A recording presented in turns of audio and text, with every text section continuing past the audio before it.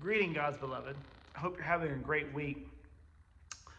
I was traveling around town a couple weeks ago with my daughter, and she quipped out of nowhere, "Have we just given up on Thanksgiving?" And she said that because of all the Christmas decorations that were out. I don't know about you, but they seem to have been even earlier this year. I remember even before Halloween seeing Christmas decorations in people's offices and stores, and it just seems to be earlier and earlier. I don't know. I feel like I'm old enough to where most people didn't at least start till after Thanksgiving, but it seems to be being pushed more and more and more. Now, I might want to say, well, that's because they want the joy that comes with Christmas, that comes in the birth of Christ.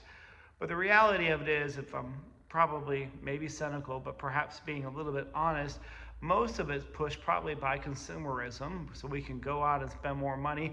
But I think there is also that need for some people, maybe as people who especially don't go to church, for the idea to grasp onto something. Because there is a joy that comes at Christmas. That joy, though, is not found in consumerism and all the things that we do. It's found in Christ. In the church, we rhythm our lives a little bit differently. We, especially Episcopalians, we do this thing called Advent. And Advent is the 4 Sundays leading up to Christmas. And I remember having a Baptist music director, and she said, "What do you mean we can't sing Christmas hymns in Advent?"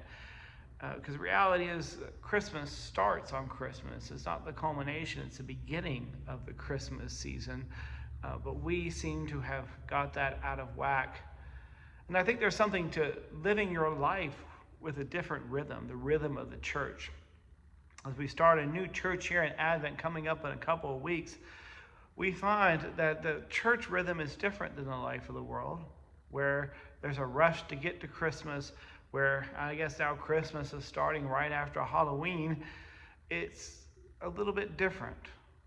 And something in waiting for that and really contemplating and being intentional about things, I think has you appreciate things a little bit more deeply. Not just going shallow, but going deep. I think that's what the church at its best calls us to do. It reorientates our life to see our lives as different, as something holding on to something deeper.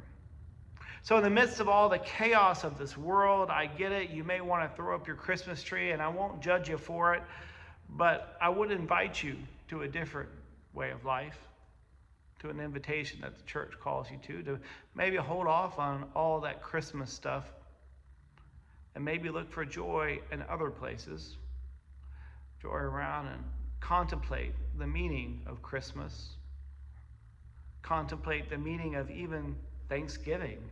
A time to be thankful. Let your life unfold. Don't rush on to the next thing, always looking for instant gratification. Because if you really think about it, it's shallow and won't bring you the deep joy that perhaps you're longing for. So, all that to say, it's not Advent yet. We still continue with all wonderful, great things as we lead up to Advent. And I hope to see you in church this Sunday. Take care. God bless.